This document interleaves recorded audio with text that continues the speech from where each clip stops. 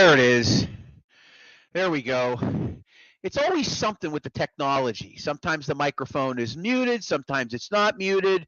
Mean Green, thank you very much. For those of you hopping on board, we got some people already kind of coming on here. Good evening. I'm John Phillips, Pittsburgh Sports Tonight. We're going to go supersize tonight, at least 90 minutes, probably 2 hours. I think it's it's very well needed to spend the next couple hours talking about Mike Tomlin, who earlier today, just around 2 o'clock, it was announced that he is not coming back as head coach of the Pittsburgh Steelers after 19 seasons at the helm. A massive day in the city's history. Thank you very much, Mean Green. Much appreciated. You're going to get an associate associate producer credit for helping me with the sound. So, already getting some people jumping in here, and that's great. Excited to be able to talk to maybe some new people for the first time. We cover a lot of Pittsburgh sports here, and our shows are going to increase as Pittsburgh Sports Tonight will continue to happen on Mondays and Tuesdays. We'll probably have a show tomorrow at 7 o'clock for an hour, just because of the historic nature of what happened today with Mike Tomlin, obviously. And so we'll do 2 hours tonight, an hour tomorrow, return on Monday and Tuesday on a regular basis, but we're going to expand probably to 4 days at 7 o'clock here in the next few weeks. We'll make that schedule happen once I figure out my daily schedule, which is okay right now, but it's going to get pretty chaotic here in the next few weeks. So, Mike Tomlin, how did we get here? How did we get here? Right? It's easy to say, he hasn't won a playoff game now in 9 seasons, right? But how did we really get here? Because Tomlin had full and total autonomy of this franchise, right? And it was a precedent that was set not during the Tomlin era, where the head coach wielded such incredible power, right? Tomlin was essentially de facto director of football operations, right? Everything about the football team was a reflection of Mike Tomlin. I think that's something that should be stated right out the get-go. The rosters, the staff, everything. It all had his fingers on it. And that was part of what the franchise had established with Mike Tomlin, with Bill Cowher. Okay? When Bill Cowher was in charge many, many years ago, he got into a battle with Tom Donahoe, who was essentially the GM at the time, and won a power struggle with Donahoe, who was later then fired in January of 2000, and Cowher assumed full power of the football team. They brought in Kevin Colbert, and kind of did Cowher's bidding. And that was when they established this precedent that, a coach that is successful should be able to have full reign of the franchise. You can you can talk about whether or not that's a good thing or a bad thing. We'll get into that in a few moments. But Mike Tomlin, as he became the head coach of this team in 2007, and again, his ascension was rapid. It was like a rocket ship, right? Russ Grimm pretty much had the job wrapped up, right? Grimm was on the staff of Cowher, and it looked like he was going to become the head coach. In fact, there was a report came out, one of the newspapers, that said he would be named the next head coach. And then all of a sudden, this young defensive coordinator out of Minnesota, a whopping 1 year under his belt as a DC, who improved his defense by a staggering 17 yards per game in his first year, blew the franchise away in the interview, and boom, they hired him. Okay, Mike Tomlin becomes the head coach, and within the first 4 years, makes 2 Super Bowls with a roster filled with guys who had already been to a Super Bowl under Cowher. First 4 years were fantastic, right? Yeah, they lost a Super Bowl to Green Bay. They were destined to win that one, much like the Steelers were destined to win the one that they did in 2005 as the 6th seed. It became such. And then after that Super Bowl in 2010, and I was at the Fan at the time, okay, I was doing evenings and late nights, filling in all over the place. I had a special Sunday night show after Sunday Night Football all season long. When the Steelers Super Bowl game came down to the wire and they ended up losing, I ended up doing some late post game that year. I enjoyed my 6 years at the Fan, but you thought, okay, he's 4 years, 2 Super Bowl appearances. This is good. We have a leader. We have somebody that clearly knows what he's doing. He's in charge of the players. He can get them to perform. He's getting them to, knock things out and win games and get into the playoffs and go deep and make these big runs. And then after that run in 2010, it took 5 seasons to get to another playoff victory. 5 seasons. And that it was within those first 5 seasons, right, between 2010 and 2015, that we started to kind of see layers beneath the top of the onion, right? If you've ever heard people say, peel back the onion and you'll get to the stink. It was in that run between 2010 and 2015 that we started to get to really get a feel for what Mike Tomlin was as a head coach.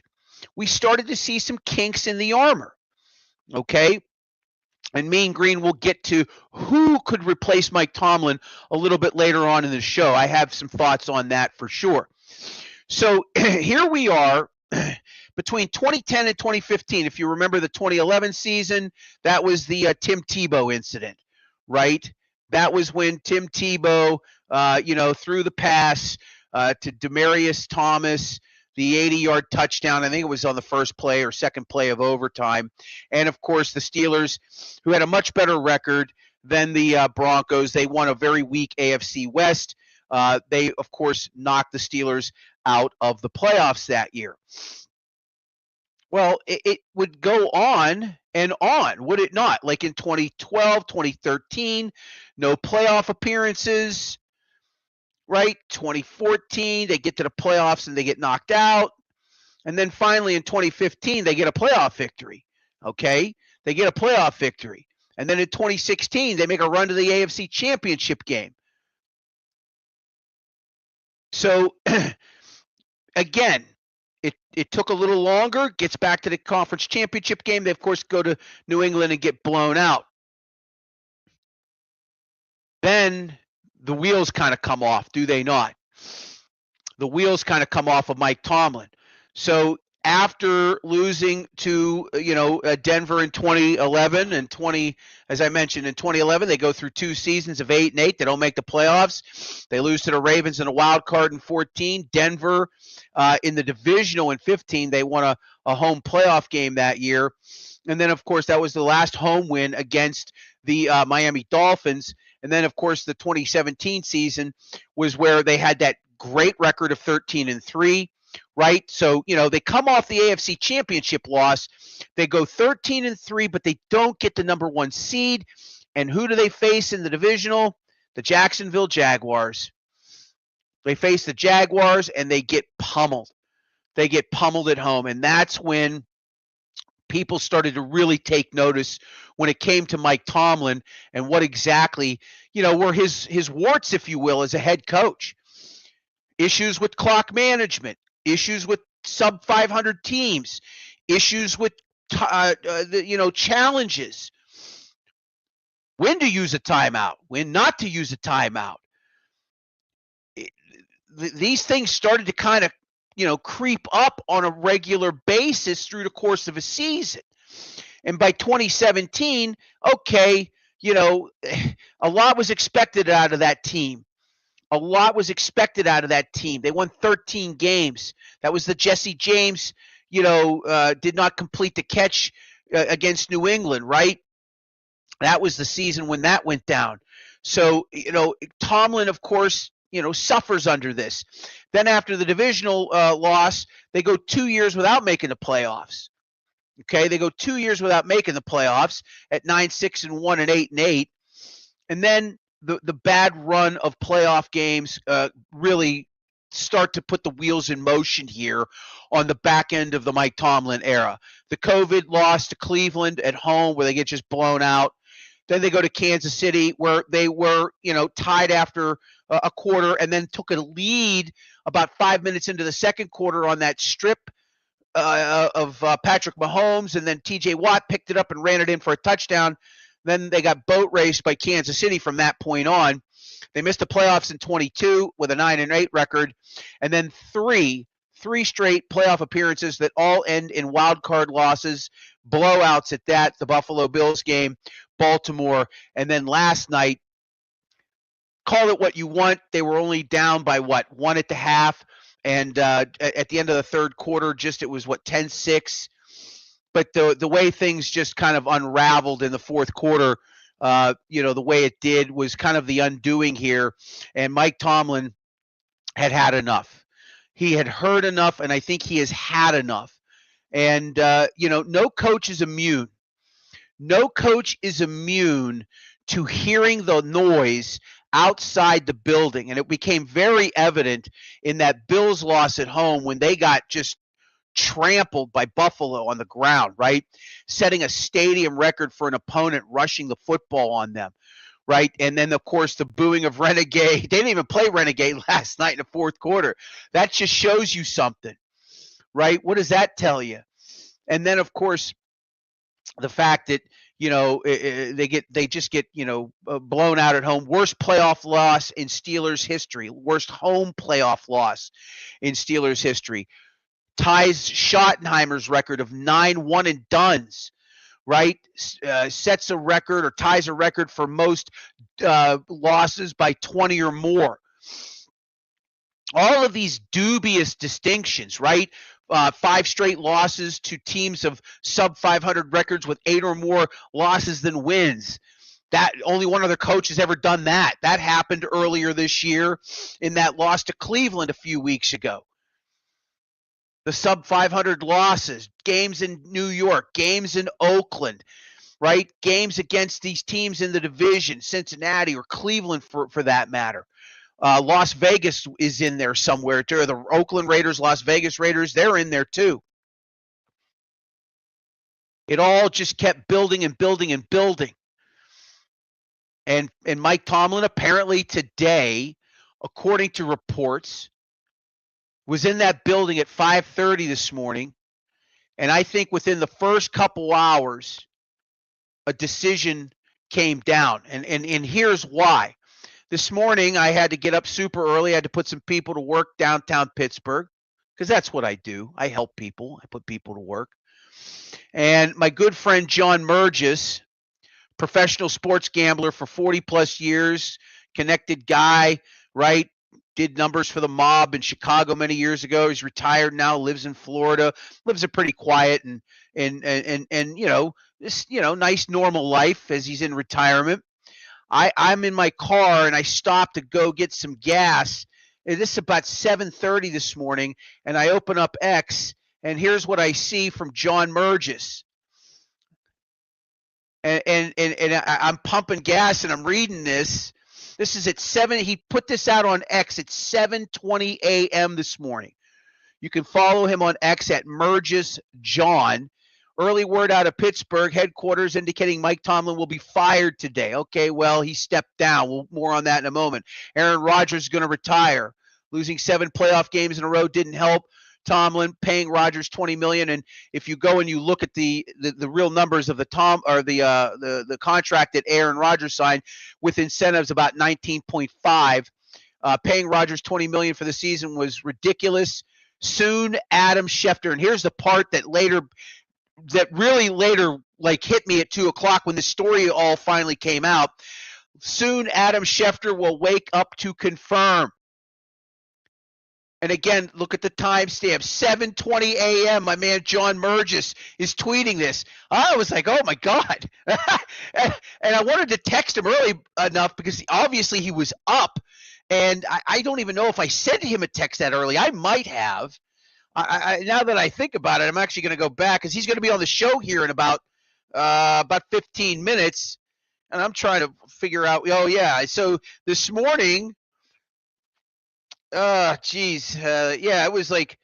was around 7:54 because I got in my car and I'm like, oh my gosh, and so I started driving to where I was supposed to, and I got settled, and And then I text him and I just said, hey, where are you hearing this at? And then we got on the phone about 11:30, and he explained to me what he did, and he's going to come on here in a little bit and talk a little bit more about that. But that right there is the secret sauce, because at 2:00 it was Adam Schefter, and there was one other reporter too, but it was Adam Schefter.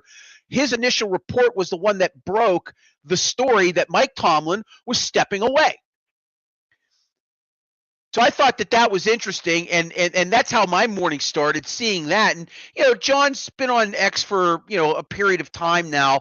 I don't think he's got a giant following on X. He's got about 11,000. That's a decent number. I mean, I've only got 430 people following me.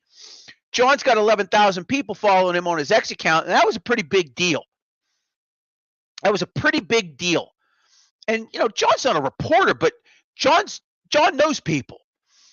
Guy's been around a long time, connected guy, gambling guy, knows people in every city. So we're going to bring John Mergis on here in about 15 minutes, and we'll have him come on, and we'll talk about where he got his information, how he came about all of this, putting it out there for people to see. I thought it was interesting, and we're going to bring John on here in just a little bit to talk about the news that he kind of broke early this morning. And not a whole lot of people saw it, but I saw it, and I was like, my goodness, what a story. And it turned out to be true.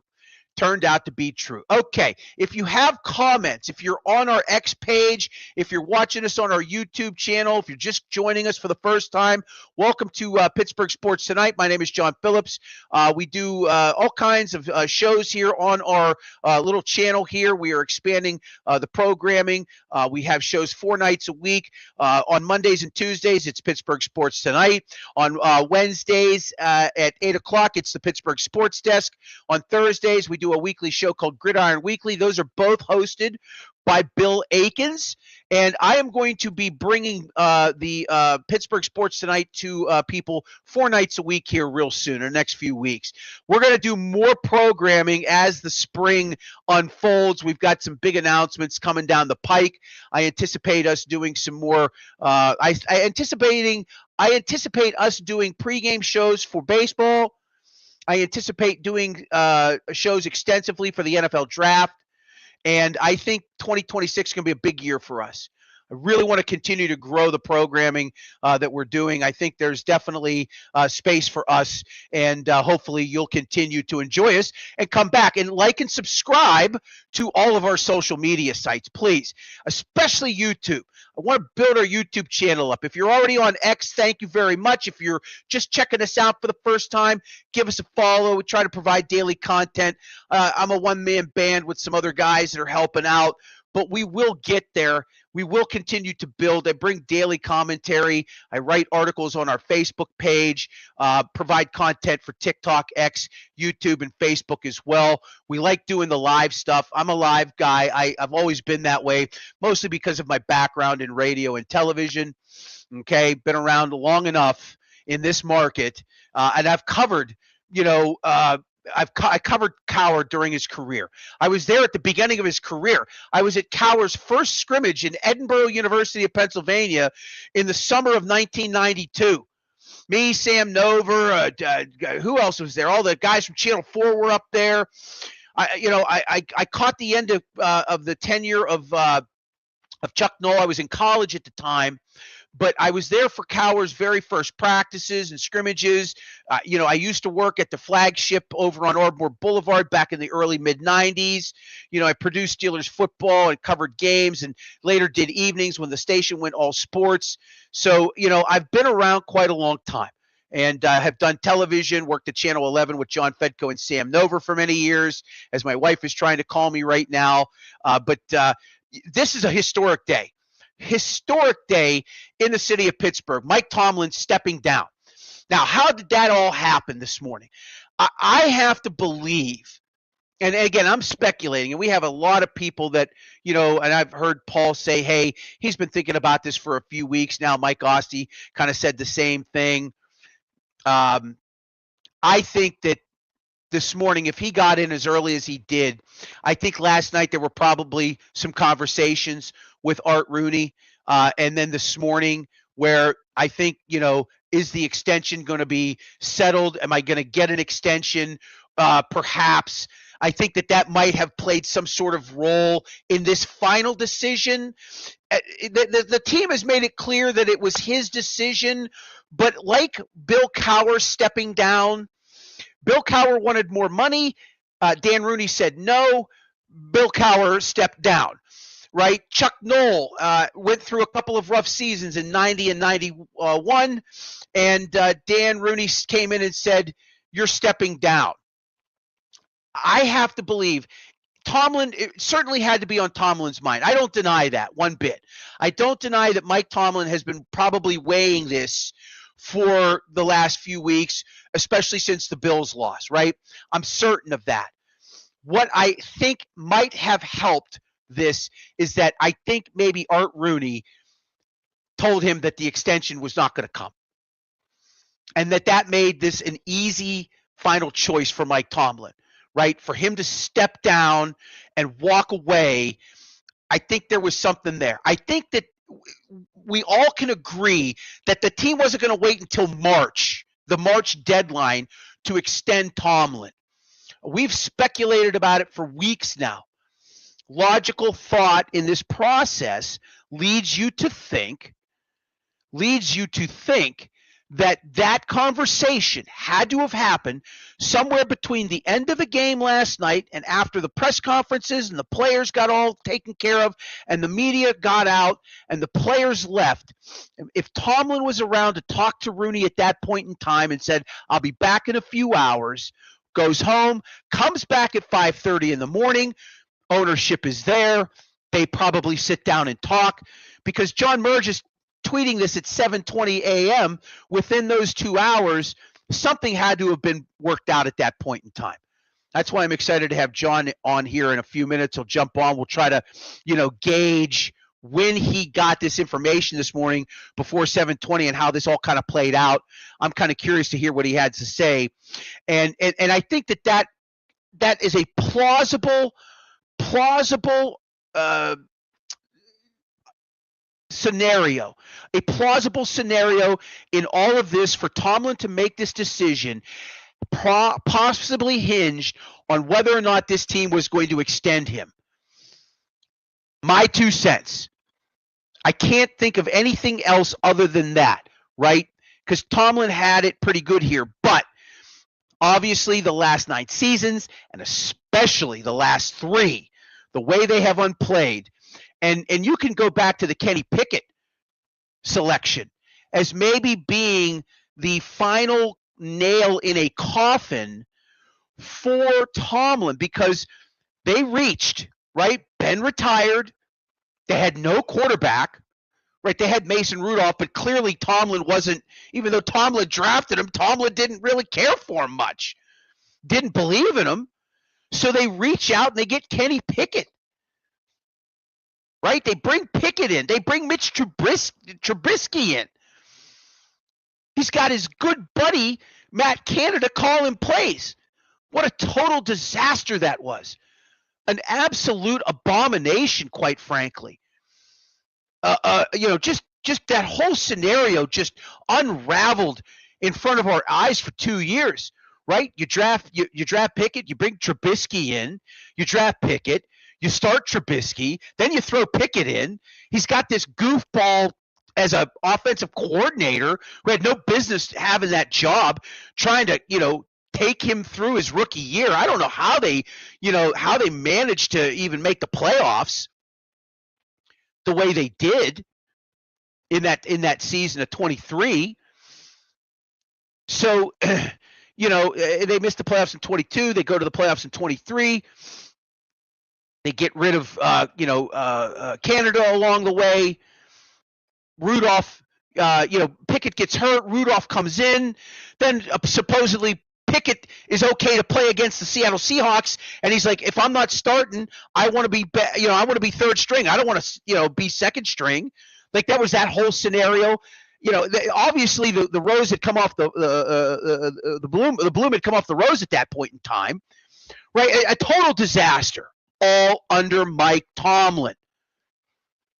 And then, of course, last year with Justin Fields and, bringing in, Moonball, guy from Denver via Seattle.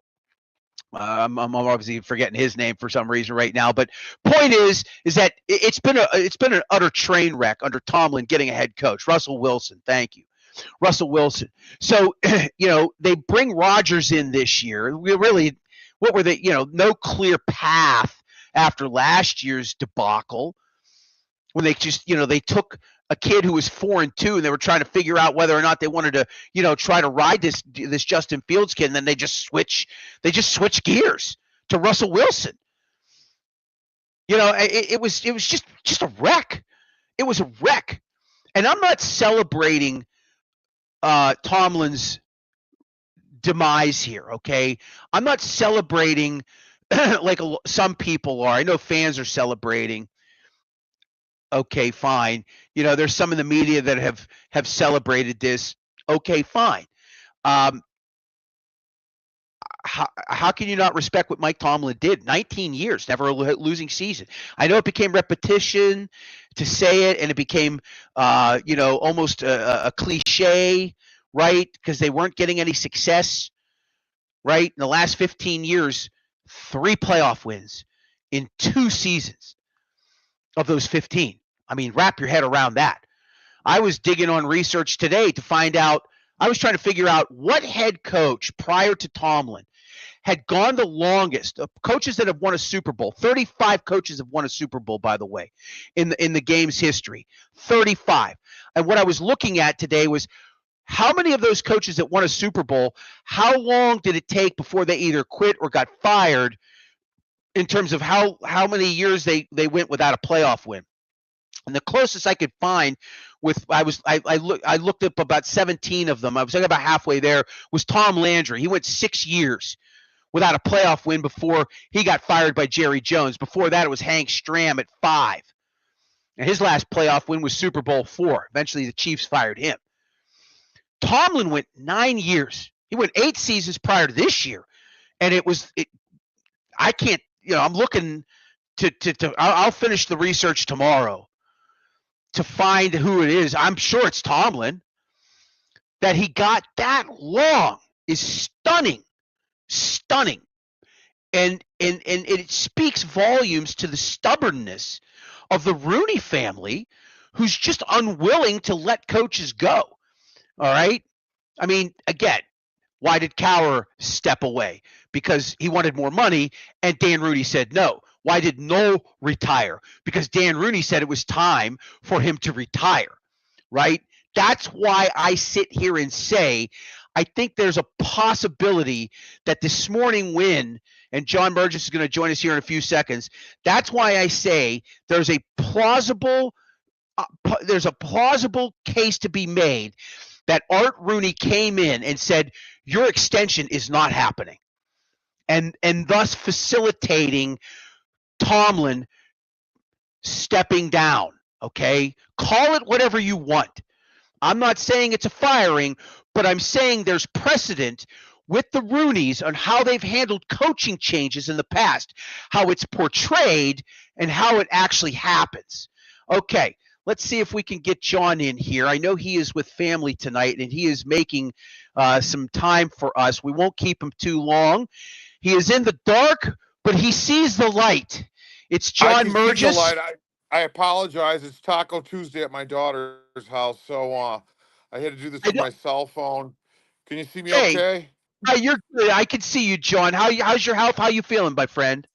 I'm feeling good. Thanks for asking. Good. My sympathies to all Steelers fans. Being a lifelong Bears fan, I know exactly how it works. The thing is that Mike Tomlin, this was a generational talent of a coach. I mean, a coach like him comes around once every 30 years, maybe. Yeah. And you know what? I was listening to you, John. I believe you're right. The Steelers still hold the rights to Tomlin. So if he were to take a job this year, they would, the Steelers would expect some kind of compensation. Now, you would hope there would be a decent quarterback. I was going over some things. Yeah, go ahead, John. I'm sorry. No, it's okay. No, and I haven't even gotten into that yet. And you're right; they hold rights to him for at least this year. And also, hey, generationally speaking, look, they've only made like 4 hires since the 50s, I think it is. I Yeah. have the notes here. Since the 60s with Bill Austin, they've all been in their 30s. Austin obviously didn't last very long, but Tomlin obviously had a great run, and I'm not denying that in any stretch of the imagination. And I'm not sitting here gleefully saying I'm glad he's gone. I've been saying this since the divisional loss to Jacksonville that they needed to make a change, and that was early on. And people, they called me all kinds of names, and that's all well and good. I saw a lot of the flaws, and look, coaches have flaws. But at that point, you're 7 years removed, and you're starting to see some things that you don't like. It took a little bit longer than I think maybe anybody would have stomached around here. But I want to talk to you about your tweet this morning and how you got ahead of this. The report is that he got into the building at 5:30 this morning. So without talking about who you spoke to, when did you come across this information and feel good enough about putting it on your X account this morning around 7:20 a.m.? Yeah, I could have waited a little bit before I put on the X account because I took the information I had. It was a really good source. The gentleman I spoke to works in professional sports. He's also up early. Um, there's no conflict of interest. He's involved in professional sports. But from what I understand, through a source that he has, last night Tomlin and Rodgers met in the trainer's room, and from what the person that was there, we'll call him the witness, what he saw was Rodgers and Tomlin hugging. Rodgers came out a little teary eyed. I think he might have told Tom. I think Tomlin might have told him, yeah, this is it for me. Um, with that, Rodgers won't play for another coach. A big thing I'm going to say is you bring in a new coach, you bring in a new system, and you got a 42-year-old quarterback. Not going to work. But I mean, you have to give Tomlin credit where credit's due, and I know everybody in Pittsburgh will. I mean, since 2022, I was just going through my notes. As you can see, John, I brought out this is my Pittsburgh Steelers file. Okay, I keep files on Okay. all the teams, and there's Aaron right there. But since 2022, you've had Kenny Pickett, Mitch Trubisky, Mason Rudolph, Russell Wilson, Justin Fields, and then you go with Aaron Rodgers. He didn't have a quarterback to work with. He didn't Yeah. have an OC that he hired. That Arthur Smith was Rooney's hire. Yeah. Tomlin, defensive guy. The last good offensive coordinator comes to mind would be Todd Haley. Would be the last good OC that you guys had. But Yeah. so Well, anyhow, yeah. I To, yeah. Go ahead. No, I was going to say Todd joins us on the pregame every week. He was an effective offensive coordinator. He had great talent, and he certainly was able to use it. John, how did you connect Adam Schefter to all of this? That's the real thing, because at 2 o'clock it was Schefter that came out with the news. How did you Well, piece that all together? Well, that was they were going to let Schefter know first. I Okay. guess between him and anybody else. I mean, Schefter's the guy that's asking for the news, and they knew that they were going to contact him. Um, um, and I just tagged him. I said, as long as they're going to tag, I might as well tag him. Try to be the first guy out there um, to mention this. But I think they were going to part ways. But the Pittsburgh's a Class C organization, it always has been, and so it was a mutual understanding. They gave Tomlin the chance to just, hey, listen, I'm done. How can you fire a coach after 19 years? Um, the man took spoons to war and won. Yeah, Not knives. He took I, spoons to war. I'm not denying that he got more out of guys that maybe other coaches couldn't. Now, Okay. his tenure in the league allowed him to have that cachet with guys, right? I mean, Yeah. that's part of it. And I've always said, and I think there a lot of people have said this as well, that he does get more out of guys. I used to write for a guy called named Neil Coulong, who ran Behind the Steel Curtain. He ran USA Today for a while, some of their Steelers Wire, Bengals Wire, Bills Wire. He's very savvy and knowledgeable in terms of the online presence of new media and where that's come from. And he and I talked in the fall about that innate ability that Cowher had to get more out of just guys that maybe most other coaches wouldn't get out of him. I've always, we've given him his flowers for that, for sure. Where do they go next? Over a long period, John, over a long Yeah, period of time, Cowher was able to do that. Yep. He was able to do that. He took talent. I mean, from what I've seen the last few years for Pittsburgh, they went after free agents. They went after guys that maybe their best years were behind them, and he got the best out of them. This all goes back to, and I'll be short, but I think it all goes back to not wanting to hurt Roethlisberger's feelings by drafting a quarterback. When you knew Roethlisberger was getting ready to retire, he had a couple good drafts. You could have picked up a decent quarterback, had a guy sit on the bench for a while, but they didn't because he would have been upset. I don't know. I mean, I follow football closely. I don't know what the internal organization's thinking is. I know that a house cleaning is underway. Yeah, they're going to clean house. Yeah, they have the Steelers. I mean, I hate to say it. In my opinion, they have to. It's a rebuild now. Yeah, it becomes totally a rebuild. There's no quarterback. There's no high draft choice. The team's been overall player to player on the bottom half of the league every year. Mike Tomlin took players that shouldn't even made the playoffs into the playoffs through his coaching, through his defense. They made some questionable moves, but they were trying to improve the organization with what they had. So it's just like I said, I empathize with Steeler fans, being a Bear fan. Yeah. Without gloating. Yeah, no, I understood. John, you've been very kind with your time. You're such a great follow on X. I encourage people to go check out your X account. Murges John, Murges John on X. Great job this morning. You got my attention, and I'm glad that I've managed to stay in touch with you for a while now. You're a real source, and I trust you and respect you, man. Great job today, and we'll talk with you soon, okay? Thank you for coming on the show. My friend. Thank you, John. Good luck to you. Thank you, buddy. All right, John Murges, professional gambler, 40-plus years, connected guy, right?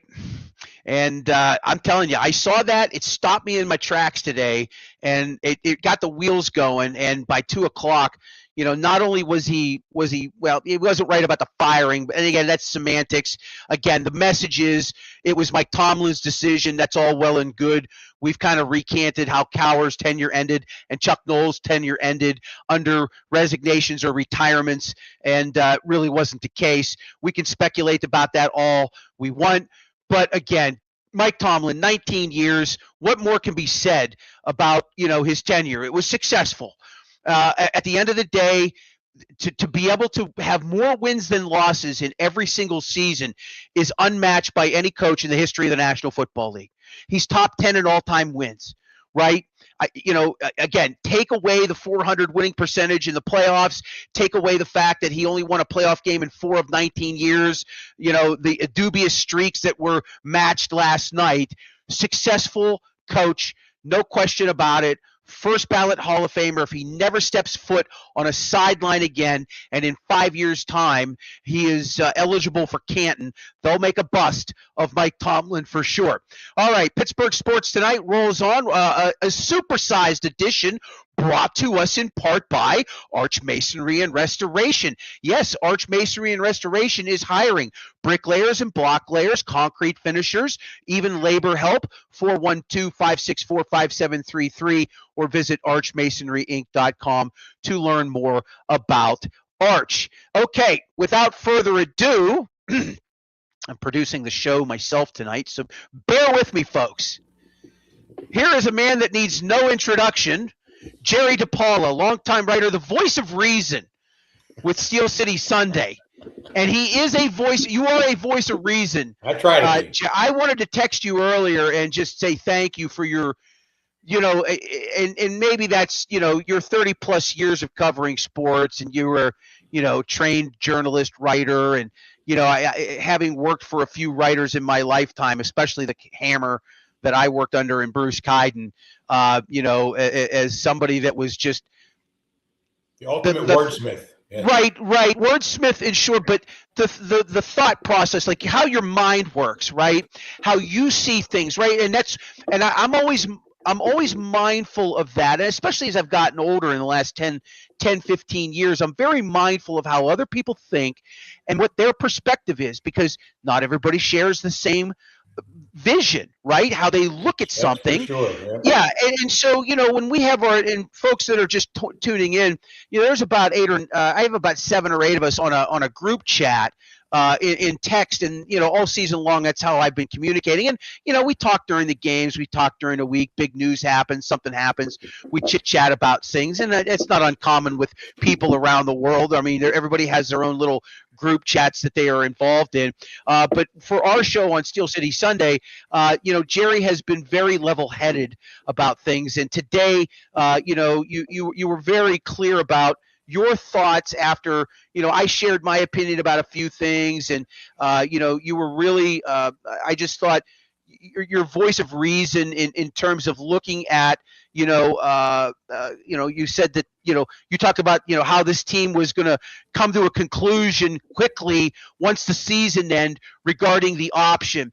And look, John, the guy I just had on, I know you don't know John very much from Adam, professional gambler for many years, worked for, knows, we all know some people, right? He knows a guy.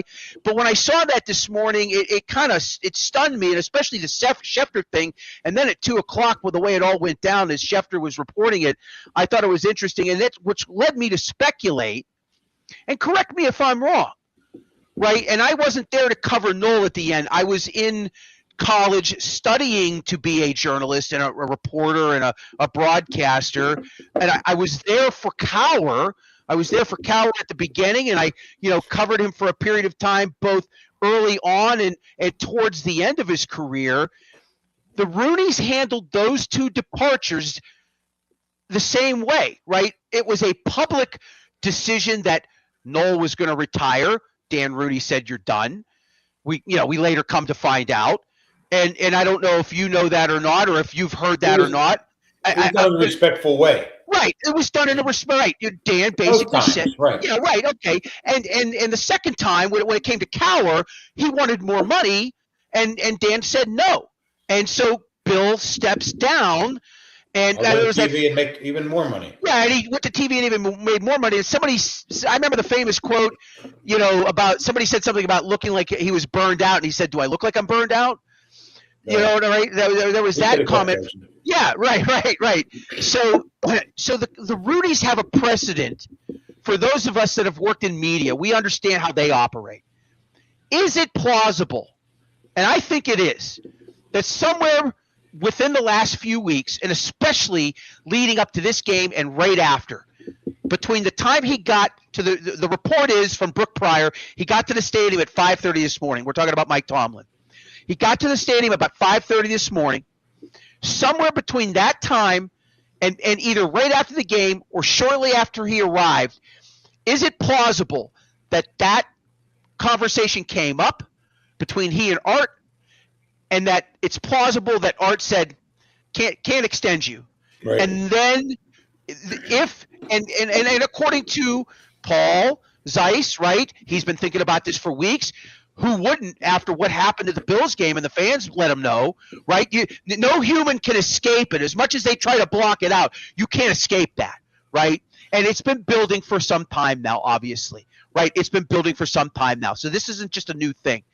Is it plausible that conversation came up and that Art maybe said, can't extend you, and then it made the decision for Tomlin easy to say, I'm not coming back? Is it plausible? Yeah, I think it's very possible, John. And I think what happened was that obviously this didn't happen overnight. This didn't happen this morning. This happened weeks ago when they talked about what might be going on later on. And I think what happened was the option had to be picked up by March the 1st. Since they didn't do that, they weren't going to do that. And that's what Art told him. I don't think he told him that this morning. I think he told him that days ago, weeks ago, maybe. And Mike said, well, I don't want to be a lame duck coach in 2026. And if you're not going to keep me around for 2027. And Art said, well, we don't like to have a lame duck coach either, because I know Dan didn't want that kind of situation. And I think that's what happened. They came to a mutual agreement that he would step down today. It wasn't exactly a firing, but I think they didn't want to extend the contract beyond the 2026, 2027 seasons. And that made a lot of sense considering the way the playoffs have gone the last 7 years. They haven't even been competitive in any of these games that they've lost. And that's not the Steeler way. And I think something needed to be done. Art realized that. I think even Mike Tomlin realized that, and he might have thought it was time to go. But the big thing is now that for the first time since 1956, Dan Rooney is not going to pick the next Steeler coach, and now it's up to Art. And Art's going to have to come up and make the decision along with some other people in the organization, including his son Danny, who's a good football mind, and I think that's going to be a big part of it too. And I wanted to talk about that. How much do you think Dan might have been involved in these conversations with his dad and Mike? Yes. Mm-hmm. I think, Art is a little bit older than me, I think. So, he's not ready to retire, but I'm sure he wants his son, to start making some decisions in the organization and to be part of things. And, Danny is said to be a very sharp, shrewd guy with a good football mind. And he's followed the game closely, obviously, over all these years. And I think eventually he's going to, step into his dad's position as head of the team, the chief owner of the team. And they probably came, all these losses pile up. And the fans, you can say the fans had nothing to do with it, but it's embarrassing, when your coach, when the fans, sit there at the high-profile game on a Monday night and they start booing and say, fire Tomlin. And what if Tomlin was still the coach in April when the draft came to Pittsburgh? And he was still the coach, and all these hundreds and thousands of people are converged on the point in Pittsburgh, and they're all chanting "Fire Tomlin" when the NFL is trying to conduct its draft, and they didn't want this thing to go beyond the option. Whatever decision was to be made on Mike Tomlin's future had to be made before March 1st, and I think Art didn't want this to linger, and Mike Tomlin didn't want this to linger, and that's what happened. Finally came to a head today. Yeah, I agree with you. I think that there was a meeting of the minds, that they've been talking about this for a while. It's very possible that Art had already made up his mind and maybe told Tomlin this, and the way things unfolded last night made it an easy decision. But they've had to have had this conversation at some point in time. I want to believe that something happened last night. Like I really think not just that, but I mean, I think that there was a point in time where this conversation probably happened, and it was like, hey, look, you don't perform well in this playoff game. It's, we're done, right? Like this, we're not going to extend you. John, I don't think Art would put an ultimatum out like that before the game. I don't think he would say, Mike, you better win this game or you're out of here, or we're going to make some big major changes around here. I don't think that was put in so many words. But I think Mike had an understanding that was certainly, on the horizon and a possibility. Yeah. Okay, fair enough. That's fair enough. Jerry DePaula, longtime writer at the Pittsburgh Tribune Review, still the only daily newspaper, printing 7 days a week, I might add. But anyhow, I digress from all of that. Okay, former employer. Yeah, right. So, and yeah, I'm still a contributing writer to some degree. So yes, you are. I am. I had to validate that today with the big boss. Just, I'm like, am I coming back? Yes. Okay. I'm like, okay. Crazy world out there, Jerry. You know what I mean? So, I looked at for me because I'm done. Chat GPT's about ready to replace me and what they pay me. You know what I'm saying? Like, I don't want that to happen. So now where do we begin, Jerry? Where does this franchise go? The last four coaches, and Bill Austin was only around for 3 seasons, they were all in their early to mid 30s. Austin was 37 and 66. Chuck Noll was 37 and 69. Cowher was 34 and 92. Tomlin the same age in 2007. Do they need to go young? Do they need to bring in somebody that has maybe coached in the National Football League as a head coach? Where do you think this search starts and possibly ends up? What do you think they're going to be looking for? Well, the past 3 coaches the Steelers hired were all hired as assistant coaches for big-name head coaches. Chuck Noll was with Don Shula. Bill Cowher was with Marty Schottenheimer. Mike Tomlin was with Tony Dungy. And all three of those veteran coaches, as Dungy, Schottenheimer, and Shula, had good relationships with Dan Rooney. And Dan trusted them. And that's why, Dan wanted to hire Mike Tomlin, other than the fact that Mike Tomlin knocked his socks off in the interview. So I think they're going to call in some of their connections around the league, call in some people, find out who the top young coordinators are, and interview 5, 6, 7 people and go from there. A lot of people are saying, I heard somebody speculate that maybe the Steelers and Ravens will just trade coaches. Harbaugh comes here and Tomlin goes to Baltimore. Although I did hear on TV tonight on ESPN that Tomlin is not expected to coach in 2026. He's going to step away. According to the ESPN report, he's going to step away. Who knows, go to TV or whatever, enjoy some time with his family, and maybe come back in 2027. Now, when Cowher resigned after the 2006 season, there was a lot of speculation that eventually he would come back and coach. So he found his niche in TV, and he loved it so much, he had no desire or inclination to come back and be a head coach anymore. And he was smart. He's probably making more. He probably made more money with CBS than he would have made with the Steelers, and with a lot less aggravation and a lot less stress on his heart. So I think Tomlin loves the coach. He loved the coach of Steelers, but I think he knew it was time, and I think he's probably looking forward to his time to sit back and relax, put his feet up, and watch everybody else struggle. And that is something that John Burgess brought up, and I haven't even gotten into it. I mean, the first hour is almost over, and we've been flying through all of this. They control his rights through the next season. I don't know how the option works, right? So I think it's just 1 year, and if Tomlin, he's got 8 jobs to kind of look at. I think he's going to listen to a few people, don't you think? I think you would, but I'm surprised to hear that our ESPN report tonight that he wasn't going to coach in 2026. Tomlin would be smart to listen to Tennessee. He'd be smart to listen to the Giants. Right. For what it's worth, he'd be smart to listen. He would be smart to listen to Baltimore. Did you hear their owner? He was having some sort of interview, and the news went down at 2:00. And I have that pulled. I may play it a little bit later on. He was like, maybe, well, perhaps, I don't know. He didn't like the chest beating thing at the end of last week, but I think it was more of a ha-ha joke moment. But that was toward the fans, I think, yeah. And look, Tomlin doesn't. I don't want to say he doesn't owe the franchise anything, okay?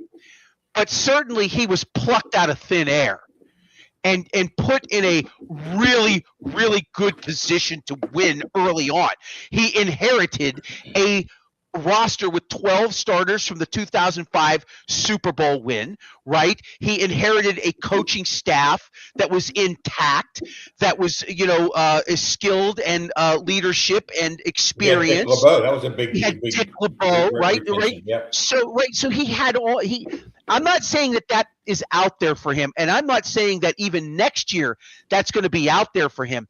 But if there was a scenario where a team looked intriguing enough, doesn't he as a token of measure of thank you to this franchise, tell them, hey, I'm interested in this job, and then this team gets an opportunity to grab.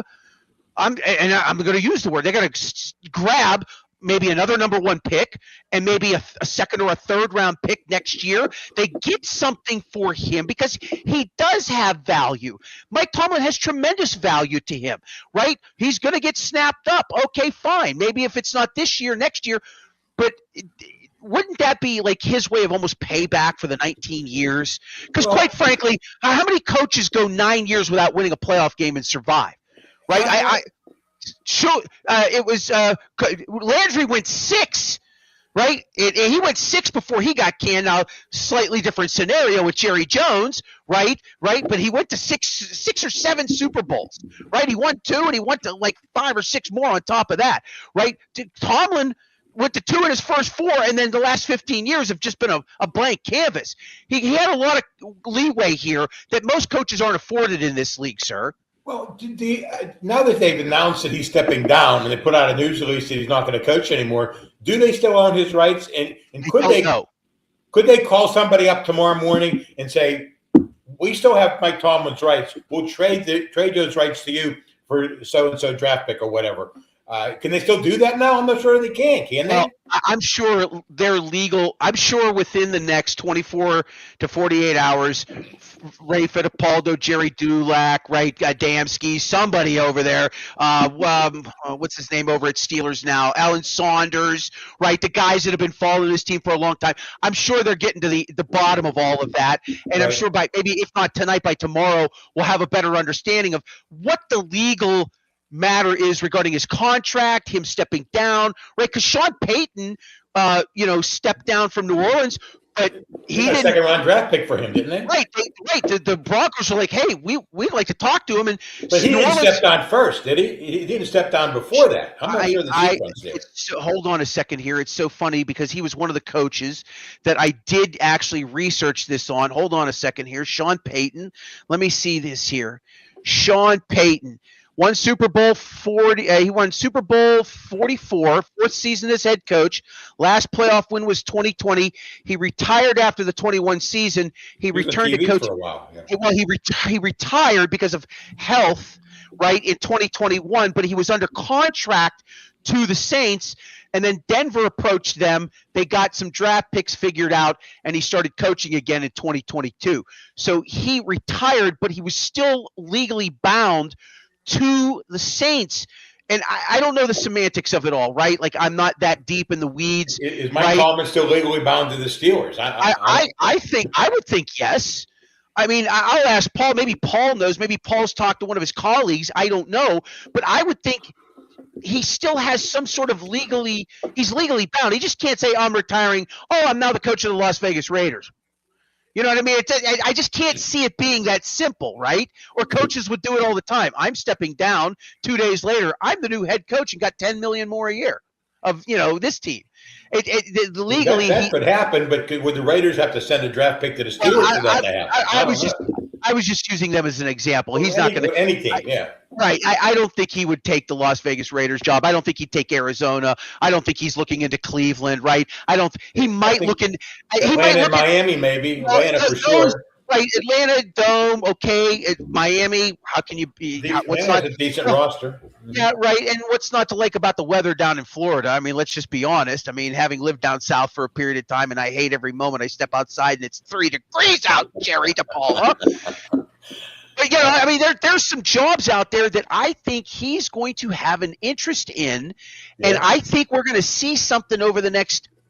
Let's just figure out the contract, and if he is bound, let's see how things play out over the next few days. Because I'm willing to bet there's going to be a team that if he is bound, I'm willing to bet there's going to be at least one, maybe 2 or 3 teams that are going to inquire to the Steelers. Would you be willing for us to? Is he interested in maybe talking to us, or maybe that's a conversation that they have to have with the Steelers first, and then with the agent, right? I don't know how that all plays out, right? You know, the agent will probably contact these teams to see if they're interested in Mike Tomlin, right? Okay. And then they'll go from there. And if they're able to work out a trade, if he is legally bound to the Steelers, then maybe they can pick up a second-round pick for him. I don't know. That's. Jerry, if I'm the Steelers, I'm not giving him up this year for at least a number 1. Well, I want 19 years, won a Super Bowl. You may not get a number 1 for him, John, and he's always saying he's stepping down, so what are you doing then? You'll get a number 1 for him. You think? I think so, absolutely. I think, look, if you want him this year, it's going to cost you your 1. It's that simple. You want to wait another year, fine. They wait another year. It is what it is. But if the Steelers if I'm the Steelers, you want to talk to them, no problem. If you want to sign them, we want a number 1. That's a non-negotiable. You got to wait 27. Or you're going to have to wait. That's exactly right. If you really want to talk to him, you're going to pay a number 1. At minimum, a number 1 pick for that man. His resume, for bad or good, is worth a number 1 pick in my mind to give him up this year. And I got no problem with that, right? Because I do think he wants to coach. I don't think he would. I don't know this, right? I'm speculating. I don't know if he would like TV. I don't know. Maybe he'll try it. Maybe he'll like the paycheck and the less stress. That's what he'll like. Yeah. Right, and that's what Cowher loved, and he never returned. Maybe that would be the case. But what I'm saying is that if his agent is out there making some calls, and there are some teams that Tomlin would be interested in, and they call the Steelers. If I'm the Steelers, you want them? Okay, we want a number one. Can you imagine getting 2 first-round draft picks in the 2026 draft being held in Pittsburgh? It'll be even a bigger event than it's already going to be. And plus, they also, I think they have like 12 or 13 total picks right now. Right. Yeah. So if they manage to get a second number one, now they've got an opportunity to move up into a 1 or a 2 spot. And these teams looking for a coach are all going to be drafting fairly high, I would think, right? So it's not going to be. They are, and they're sacrificing. They're sacrificing. I'm not saying that they aren't. But what I'm saying to you is that if I'm the Steelers, I've got to leverage everything I can here, because you do have a draft in 99 days in your hometown. By the way, the logistics of that still haven't been released.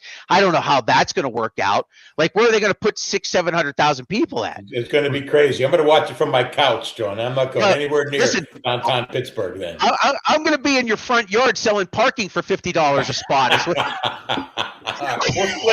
We'll split it. I'm telling you, that's exactly what I'm going to do.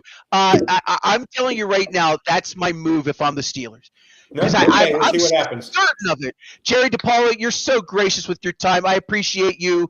Thank you so much for coming on board. It's always great to get your opinion. I had a lot of fun this season with you and John Fedko. All right, well, we're going to work to make it happen some more here in the next month or so. Thank you, Jerry. Man. Nice talking to you, John. Have a good evening. You too. All right, Jerry DePaula, the great Jerry DePaula.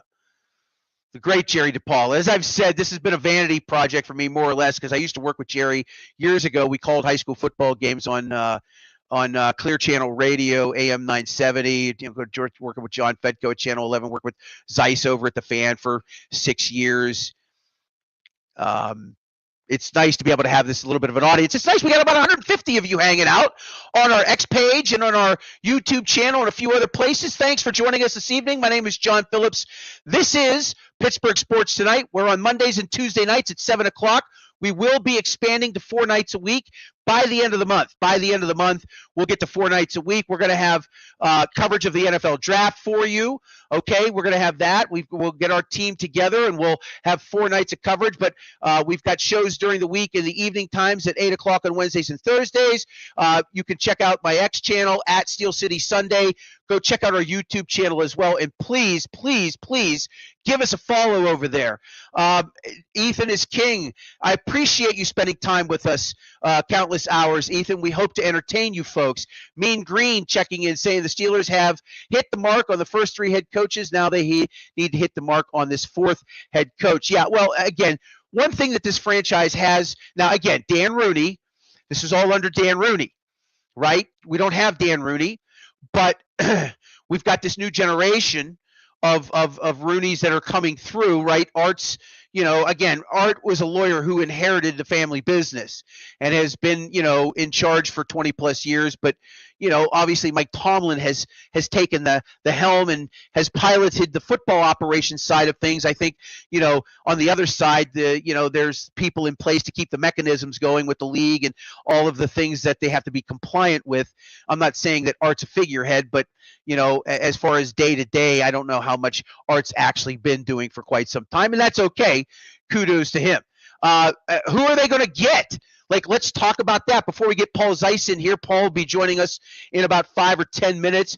Who do the Steelers go after? All right. So I put a little tweet out earlier on the X page. Look, Clint Kubiak, the offensive coordinator at Seattle, is somebody. Mike McDaniel up at New England. Chris Shula, his name has come out. Joe Brady is another name. David Webb, quarterbacks coach at Denver. He's only 30 years old. Brian Flores, I'd love to see the Steelers interview him. I've talked about that they need to get an offensive coach, but Paul Zeiss mentioned it's, find the guy that makes the most sense. Take your time, go through your process, and get somebody, that's going to come in here and do a good job. You've got to go through your process of interviewing and vetting people, and once you do that, perhaps you will find somebody like they found Tomlin, right? He blew them away.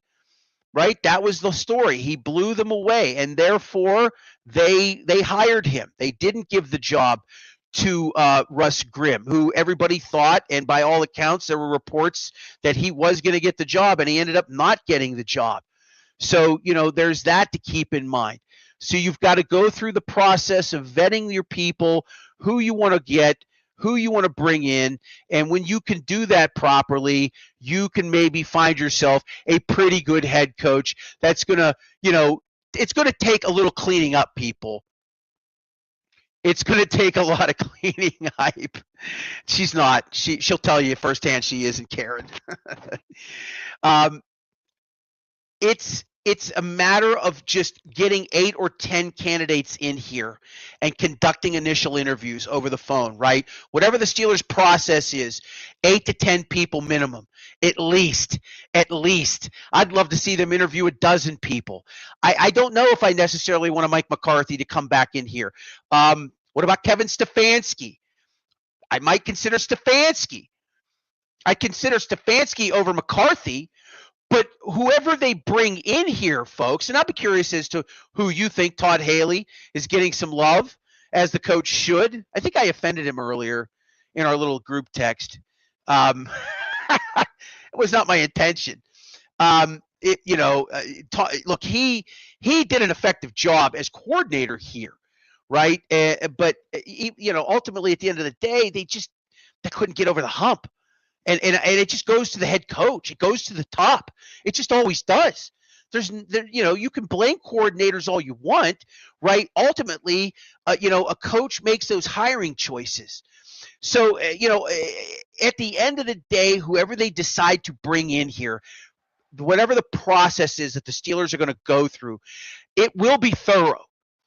Okay, it will be thorough, and that's what does separate them from a Las Vegas Raiders organization. That's what separates them from an Arizona Cardinals organization. That's what separates them from a Miami Dolphins organization or the Jets. These teams, these franchises, Cleveland, they churn through coaches because their front office is chaos and they make bad choices constantly. Right? Constantly. They make bad coaching choices. They make bad personnel decisions. They make bad draft picks. We have not had great drafts. We've had some hits and we've had some misses. Maybe 50-50, maybe over the last 10, 15 years. The end of the Colbert era wasn't necessarily great. Omar Khan, jury's still out. Kenny Gainwell, great pickup. Now they got to sign him again, right? They're going to have to throw money at him. But if Rodgers is not coming back, that probably takes care of that problem. So going through a thorough, diligent process to find the right candidate will happen in this organization. I am certain of that. Some of you want John Harbaugh, according to Ethan is King. I would talk to John Harbaugh. I don't know if I would hire him, but I would certainly gauge his interest. Why wouldn't you? He's won a Super Bowl. You could say that about Mike McCarthy. I just think that Mike's time maybe has come and passed as a head coach, right? I think, and when you look at the track record, they've hired coaches in their 30s, and the last 3 have done pretty well. They might go with that same mindset. Although Flores is like 43 or 44 years old. If he's the guy, yeah, I'd sign up for that. As long as there's an understanding that he's got to go out and find a young, innovative offensive mind to change the offense. None of this triple tight end set stuff. Go find a number 2 wide receiver, right? And we haven't even talked about DK Metcalf and how he changed the trajectory of that game last night with that drop. My goodness. I said it instantaneously. It was an absolute, took the air right out of the building. Right out of the building. They go down and score a touchdown on that drive. It's 10-0. You're in total command of this game. And you could keep the pressure on C.J. Stroud, which they were doing effectively last night. They forced 3 turnovers, for crying out loud, from him. And I still like C.J. Stroud as a young quarterback. Third year in the league. He's now won playoff games in each of his first 3 seasons. This is his first road playoff win. And they got a real chance to go up to New England and beat that team and host a conference championship game against the Buffalo Bills, who are going to go to Denver and beat the Yonkos. That's just my prediction right there. That's your AFC title game. I'm saying it's going to be Buffalo and Houston. New England's not too shabby either, right? That's going to be an absolute war up there next week. I can't wait to see those games. That game will be on Sunday. Bills will be on Saturday.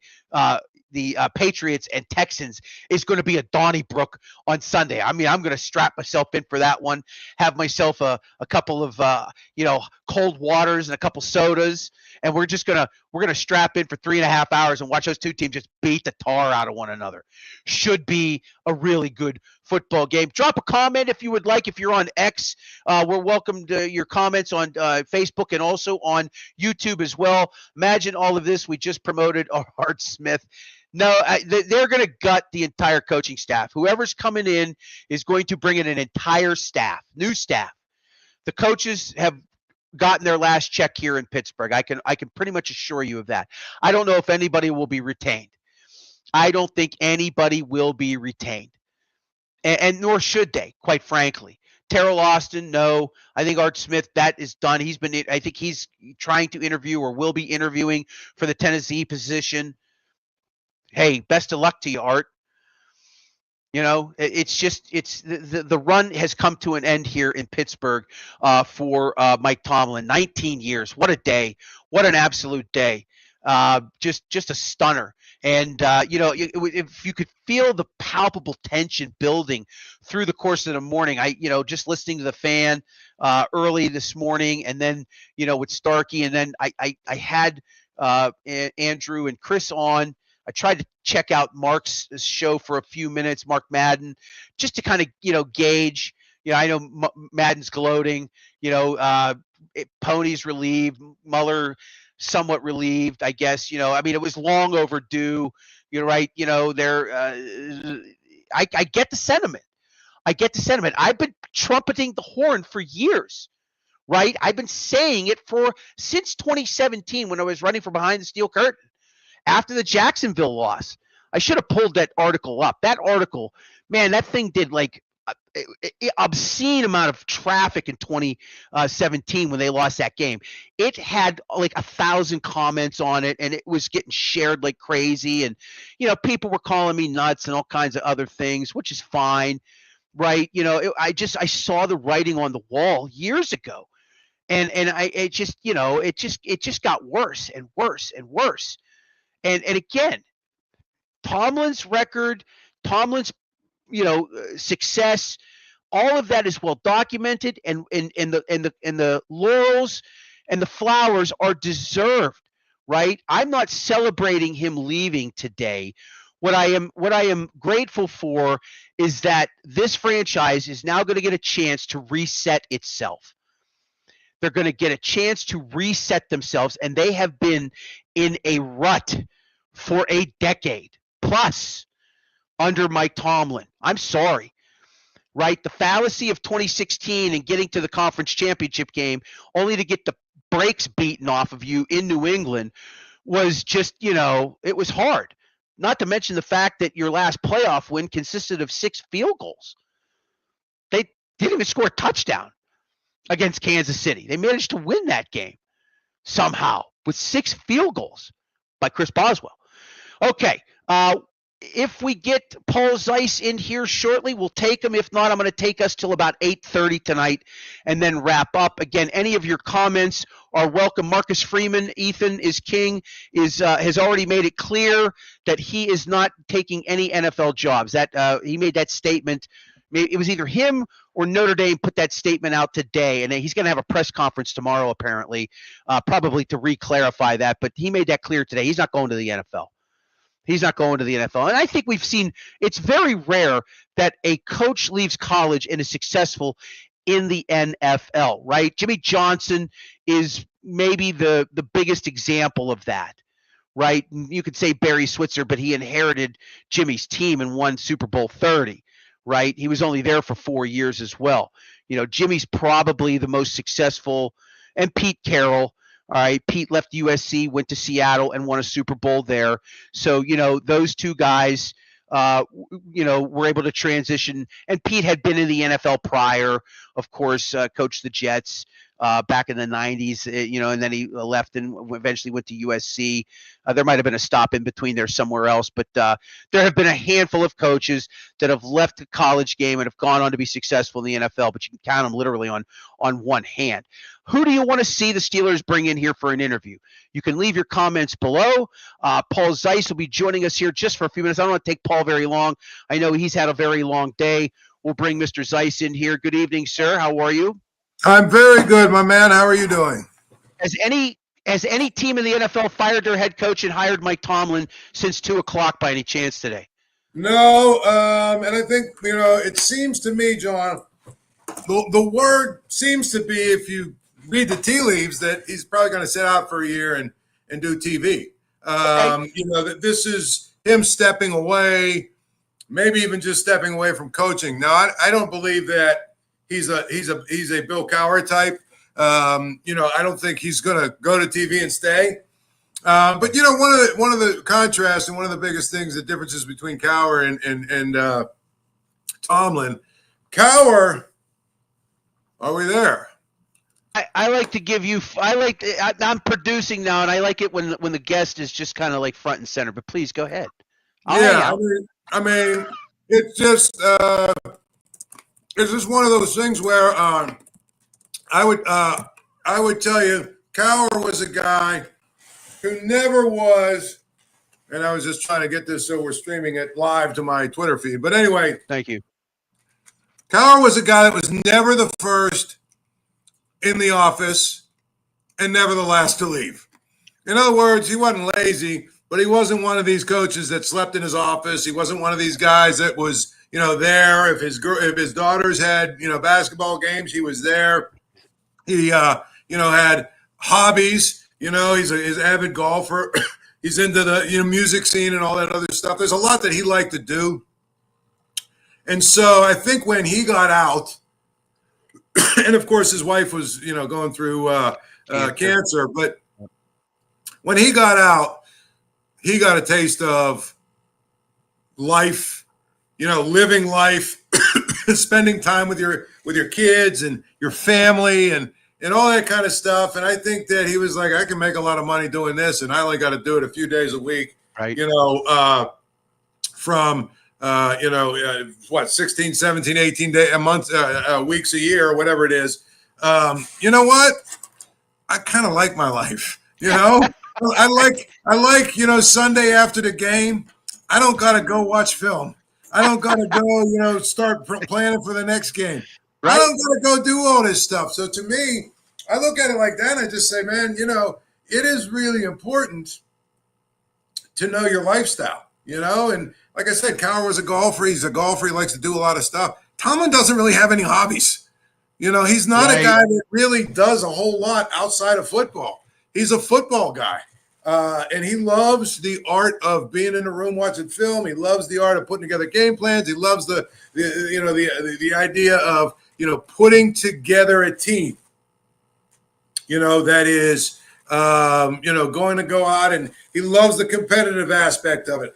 He's a guy that, to me, is going to be a football coach.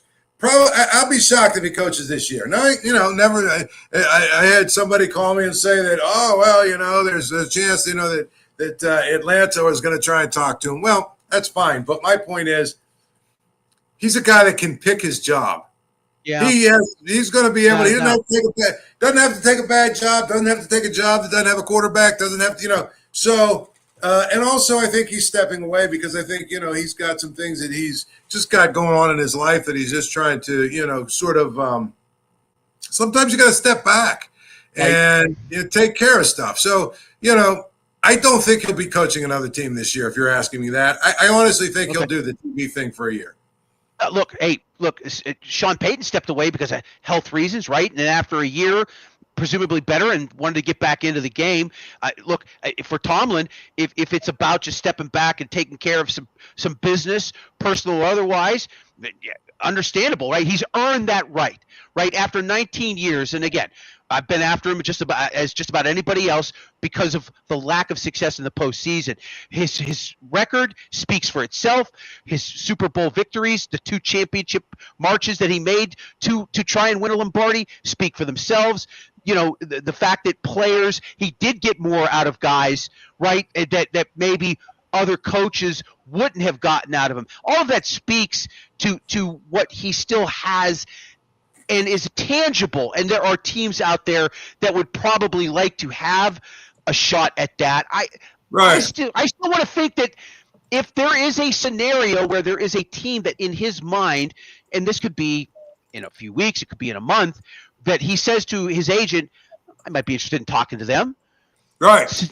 Right, but you're saying, okay, take a year off for any number of reasons. I mean, here's the thing. That's possible, honestly. Okay. Maybe maybe he'll talk to a few teams. Right. But you know, like I said, I was surprised that Harbaugh jumped right. You know, it looks like he's going to jump right back into it, just because I think, you know, you take a year off. But you know what? These guys are wired differently, man. Yeah, they and are. If it's in your blood and it's what you want to do, you know what? I could maybe see, but again, I everything that I've heard and talked to people around Tomlin, it's more sort of about 19 years is a long time. Yeah. And he's, you know, been in the meat grinder really for the last 7 or 8, obviously.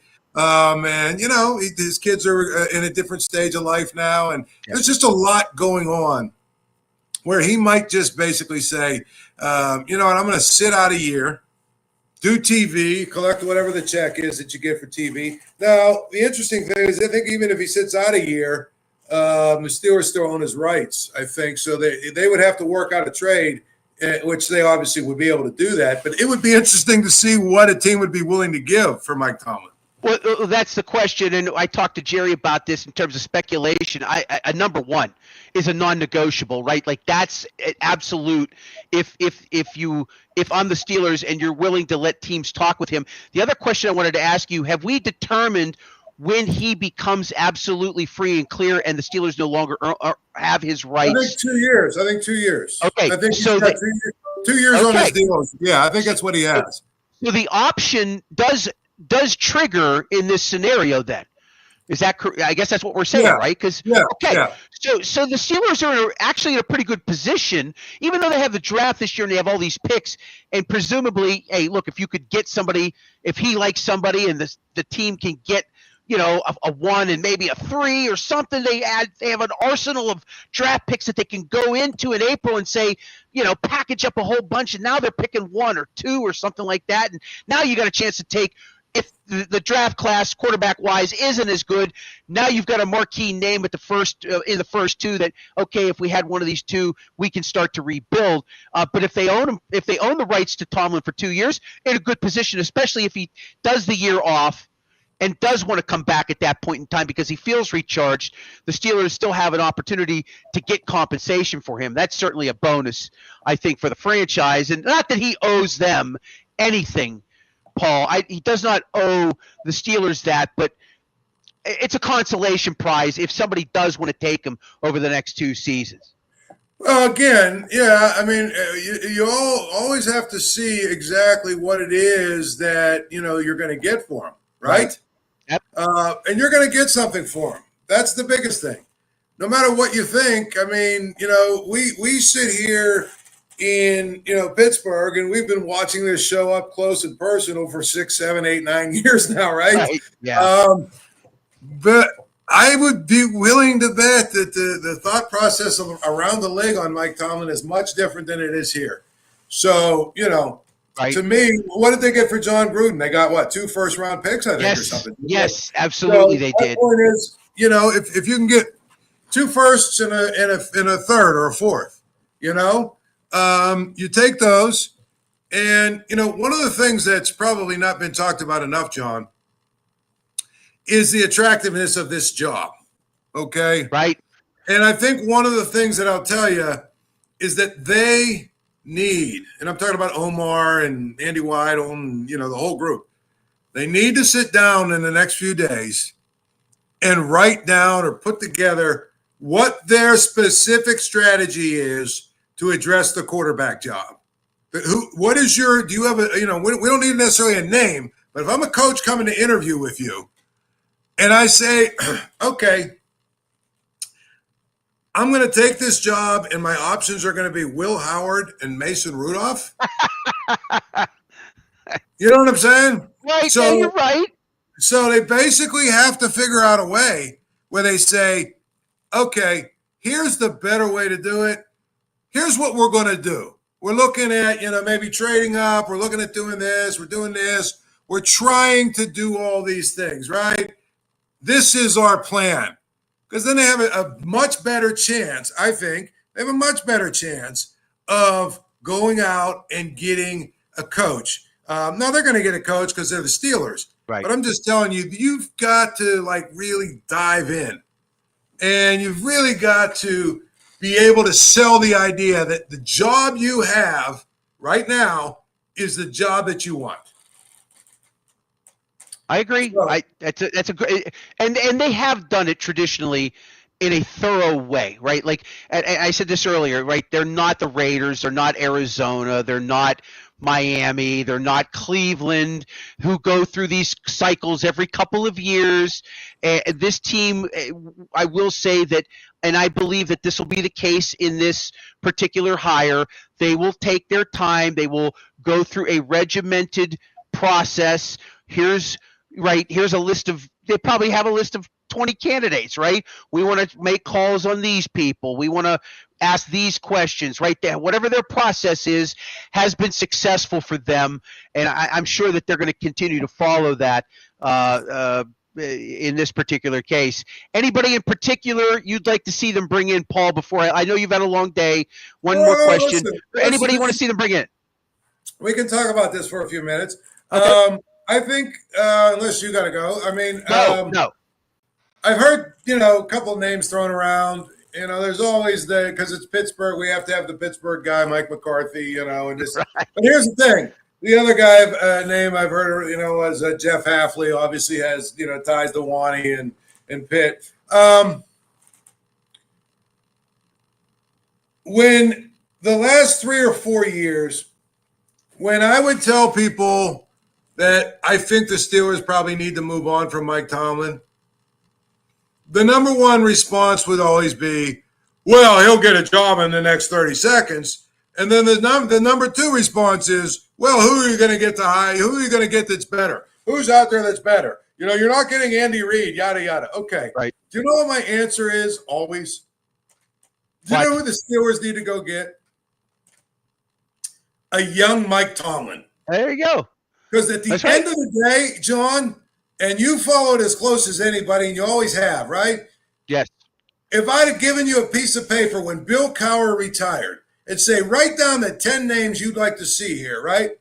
Mike Tomlin would not have been, nobody knew who the hell he was. No, right. And if I gave it to you, I gave it to 1,000 Steeler fans and said, give me 10 names who you want to see get this job. Do you know what? I don't know that Mike Tomlin would appear in the 10,000 names that were written because nobody knew who the hell he was. Right. There's great coaches out there that are, rising the ladder, that are smart. Maybe they're not a coordinator yet, although he was a coordinator. You know what I mean? It's a quarterback coach, whatever, that owners that have had success look at and say, that dude's got the it factor. So to me, and I think one other interesting thing is the Steelers have hired their last 4 coaches have all been 38 or younger when they were hired. That's right. They hire young up-and-comers, and they should continue. That's why all these goofballs, Kurt Signetti, first of all, why would he leave what he's doing? I mean, he's 64 years old. Secondly, the fact that he is, would even entertain it when he's got, didn't he just sign like a 10-year, $11 million deal? Huge And you know extension, what? Here's the thing, John, given that it's Indiana football, they'll never get rid of him. Especially if he wins one more game. Right.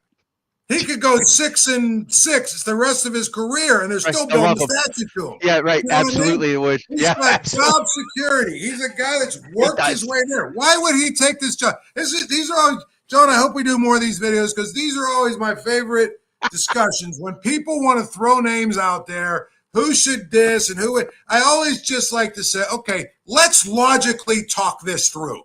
Forget about sources. Let's logically talk this through. The Steelers hired 4 guys, and the last 4 guys have all been 38 or younger. They've all been guys who are up and comers. They've all been relative newcomers or unknowns.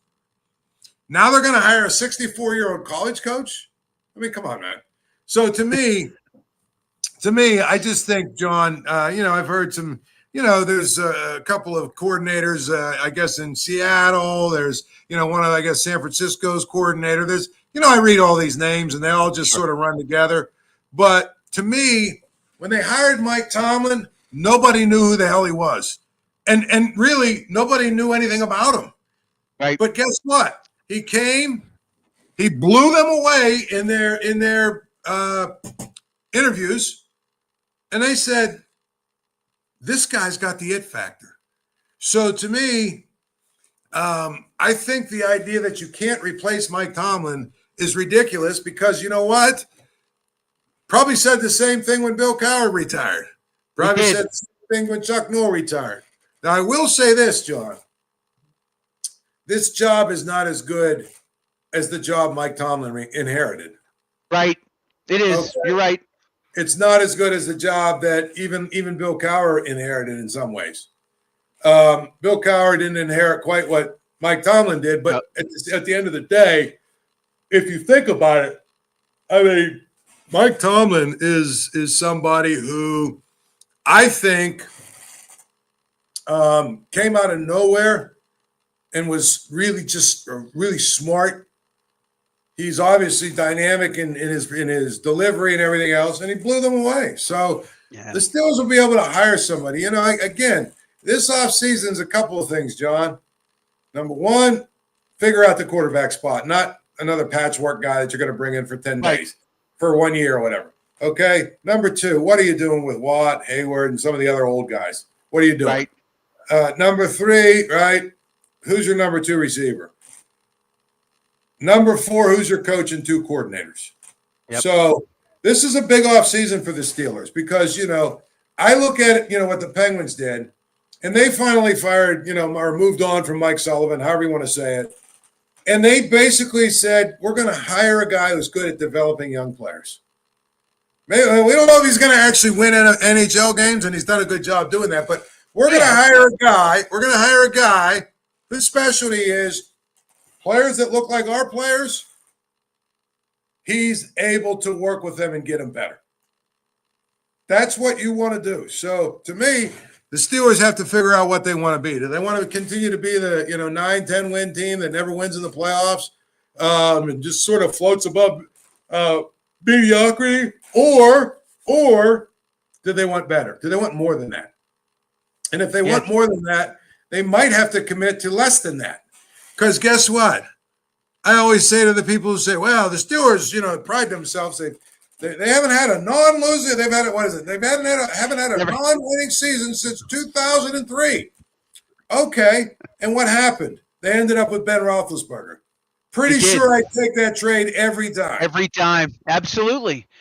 Listen, I'd love to sit through a 4-13 campaign, right? Get a top 5 pick. Right. I'm okay with if they did that 2 straight years, and they found. A top flight defensive player to go with a number 1 quarterback that is of Caleb Williams, is of, Drake May, and, Malik Willis is getting a lot of buzz here. Fun Cam Ward, who's just wrapping up season 1 in Tennessee. Sure. I'd sit through 3 and 14 if I knew I had to have it, if I was getting a top 3 pick all day long, because it beats what they've been going through for the past 15 seasons, which is somewhere between 16 and 22, right? And it's been a death spiral.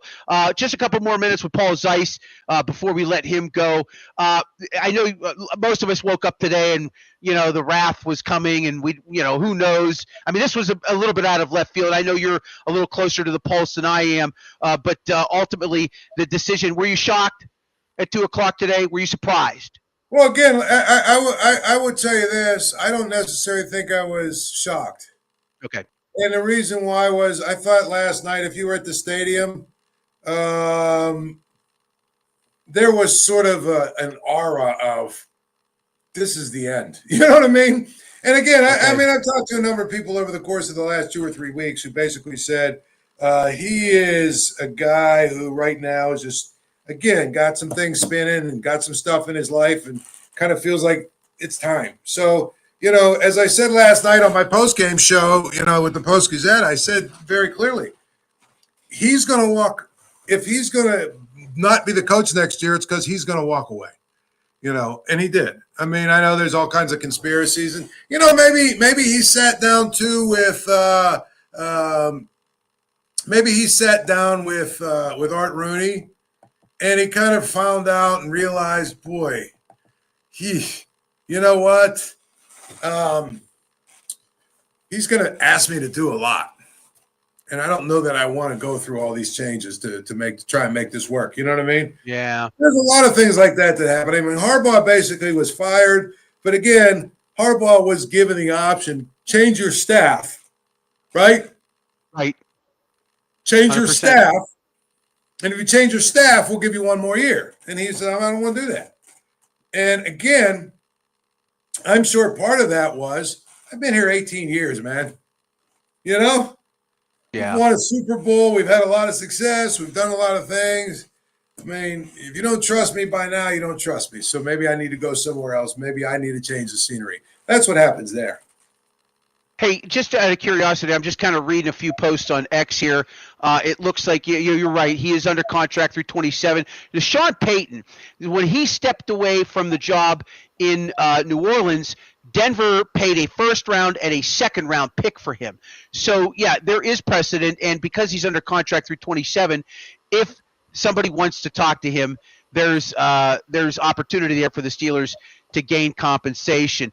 All right, Paul, thanks so much for your time. You've been great this year. I can't thank you enough. We're going to continue to keep doing this stuff. I hope to have some sort of announcement in a few weeks to everybody about what the next steps are. I'm going to keep doing this show, but I can't thank you enough for coming on this evening and giving us your insight. You're a knowledgeable man, and you've been around a long time, and it's good to have your opinion on our show. I appreciate you. Okay? Well, I'll do this show anytime you want, buddy.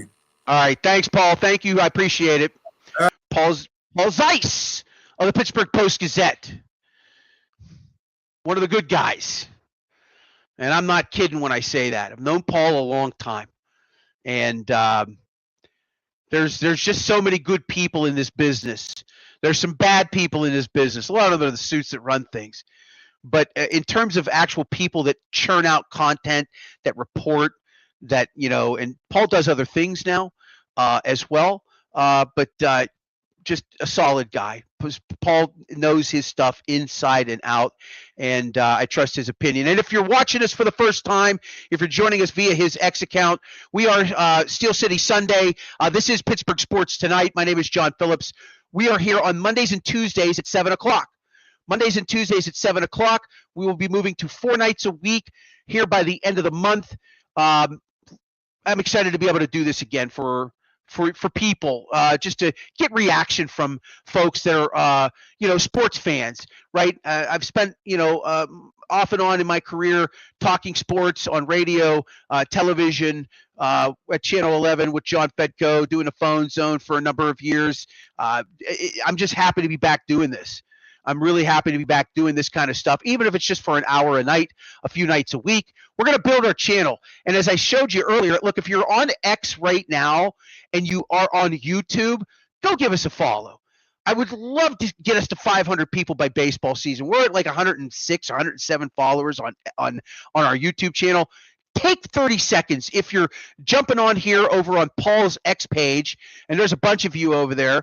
Please, and that's, Paul's gracious. He doesn't have to share his X feed with me, but he does that. And so, we get a chance to have a new audience looking at what we're doing, right? We just got done doing 18 Steeler pregame shows. Our Steel City Sunday show got us launched 4 hours before every Steelers kickoff, and we're going to do it in 2026. We'll probably start in the preseason.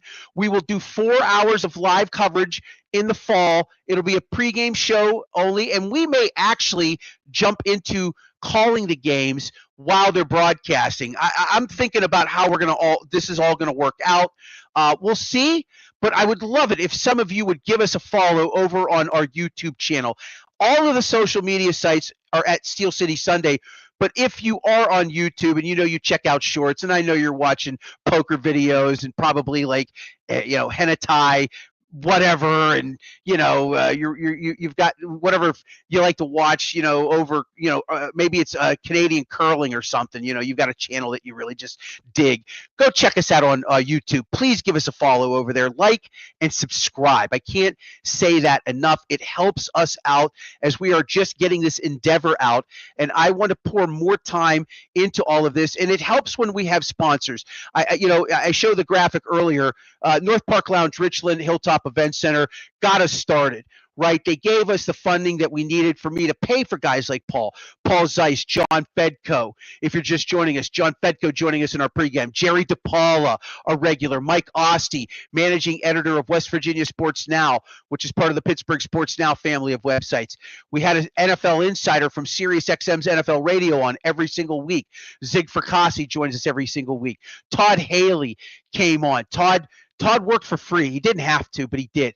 He joined us about 4 or 5 weeks in, and that man, I can't thank Todd Haley enough. Right? Todd lends credibility to our whatever it is we're doing. Right? We don't have massive followings like Urinating Tree and some of the other guys that have been on YouTube for a long time building an audience. Right? And I don't expect anything to happen overnight, but I would like to get to 500 subs on YouTube by the beginning of baseball season. And I'm telling you right now, I'm a determined guy. I'm going to find some additional sponsors. We're going to have more programming. I think I like the live aspect of live programming instead of doing podcasts. The podcast, our stuff's archived on YouTube. If you want to go check it out, you can. Right? You can come to our X page and find something if you really want to. I'm not getting into the podcasting space. I'm not interested in it because there's so much out there. I think live programming is where it is. And you can go on X, and you can go on YouTube, and you can go on Facebook, and you can provide that to people, and they'll check it out. If you know that at 7 o'clock, 4 nights a week, you can come here and you like what you're hearing, you'll find me. And I'm going to have guests. I'm booking all kinds of guests. I'm working on a professional wrestler right now. If I can land this guy, I'm going to mark out all day long. Like I'm a huge wrestling guy. I grew up in the 80s, right? I love talking to guys of that nature. I like finding interesting guests. I'm always going to try to find guests to bring on the show. We had a guy on to launch us a few weeks ago, about a month ago, John Ziegler, who talked about the Jerry Sandusky case. That was a pretty good audience for us. We had about 600-700 people checking us out in our initial broadcast. And this is definitely a big one. Obviously, the Mike Tomlin story has tremendous traction. Everybody's interested in hearing what people have to say. Again, having covered Tomlin, having covered Cowher, was there at the end, obviously in Chuck Noll's era. I've been around a long time. I've been around 30 years, and I'm fortunate off and on here and there. I've been able to work, right? If you pick up a Tribune Review and you read a soccer story about the Riverhounds, you're going to see my name because I covered the team this year. So I've always managed to find a space somewhere, and now I've found this avenue to broadcast live again, and it's invigorating. As my wife says, it's a hobby right now, and I'm not, it's not about making money. It's about just kind of building out this platform and just providing content that hopefully, and if you're on X at Steel City Sunday, give us a follow there. Come check us out 4 nights a week starting at the end of January. But right now, Mondays and Tuesdays with Pittsburgh Sports Tonight. I'm going to take a few more comments from you. This is a broadcast, Ethan. It is a broadcast. And I am excited to spend more time with all of you folks. And thank you, Ethan. You're welcome to always come out here. We need Todd Haley as the head coach coming in from Gavin. I'm sure Todd would like to get back into the league. And I don't blame him. You know, he's a football guy.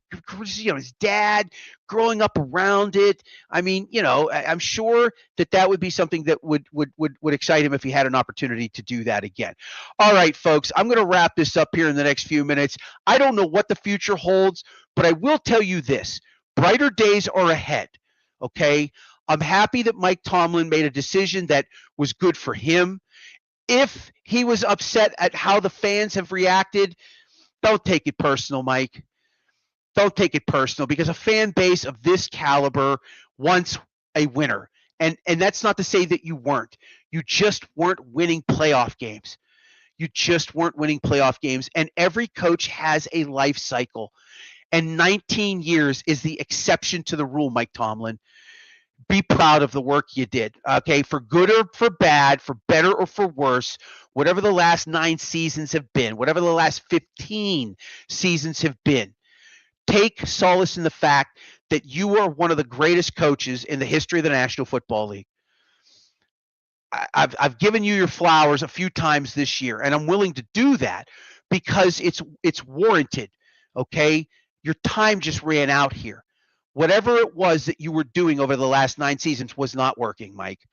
And maybe, just maybe, a year off and a new avenue, a new location with different ownership and different players might resonate.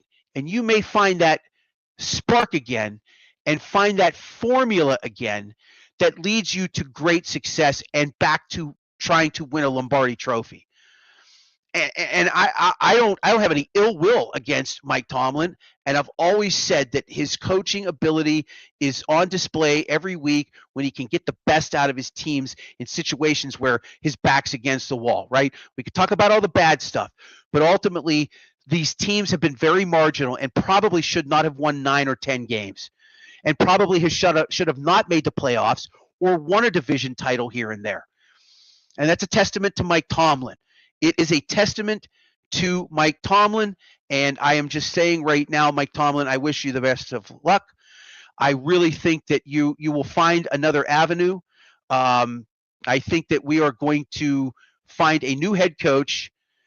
Gaming headset mic sounds really bad. Good content. Well, I'm going to try to bring the volume down. Maybe it's because I'm shouting a little bit more, DJ. I am going to work on a new microphone that's more of a handheld here that kind of sits. But I appreciate the feedback, DJ.